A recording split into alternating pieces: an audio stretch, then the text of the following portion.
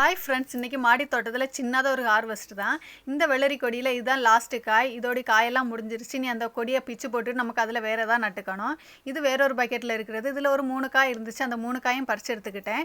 இந்த வெள்ளரி காய் கொஞ்சம் பழமாக இருந்தால் நல்லா இருக்குது, கொஞ்சம் காயாக இருந்தால் கசக்குது. இந்த ஊர் வெள்ளரியில் இது ஒரு குழப்பம். எங்கள் ஊர் வெள்ளரியெல்லாம் நல்லா நீளமாக இருக்கும், ஆனால் நான் கசப்பு இருக்காது. அந்த வெள்ளரி எனக்கு ரொம்ப பிடிக்கும். பரவாயில்ல, ஊருக்கு ஏற்ற மாதிரி நம்ம மாற்றிக்க வேண்டியதான். இது வாடாமல்லி காஞ்சி போயிருச்சு. அதெல்லாம் விதைக்க வேண்டிய நான் பறித்து எடுத்துக்கிட்டு இருக்கேன். இது தானே விழுந்து தானே முளைச்சிக்கு. நமக்கு இது விதை போட வேண்டிய தேவையே இல்லையா மாடி தோட்டத்தில். எந்த பாட்டிலையாவது முளைச்சிக்கிட்டு நல்லா பூ பூத்து நிற்கும். நான் அதை விதைக்க வேண்டி எடுத்துக்கிட்டேன். அதே மாதிரி இலைப்பரண்டை உள்ளுக்குள்ளே பழுத்து நின்றுச்சு. நான் பார்க்கவே இல்லை, இப்போ தான் பார்த்தேன். சரி, அதையும் கொத்தாக இருந்துச்சு, அதையும் விதைக்க எடுத்துக்கலான்னு சொல்லி அதையும் வெட்டி எடுத்துக்கிட்டேன். இன்றைக்கி மாடி தோட்டத்தில் எனக்கு கிடைச்ச ஹார்வெஸ்ட் இதுதான். விதையும் கிடச்சிருச்சு, வெள்ளரியும் கிடச்சிருச்சு. சின்னதாக ஒரு ஹார்வெஸ்ட், மனசுக்கு திருப்தியாகவும் இருந்துச்சு. நீங்கள் மாடி தோட்டத்தில் ஹார்வெஸ்ட் பண்ணிங்களா? அதை எனக்கு கமெண்ட்டில் சொல்லுங்கள். இந்த வீடியோ பிடிச்சி லைக் பண்ணுங்கள்.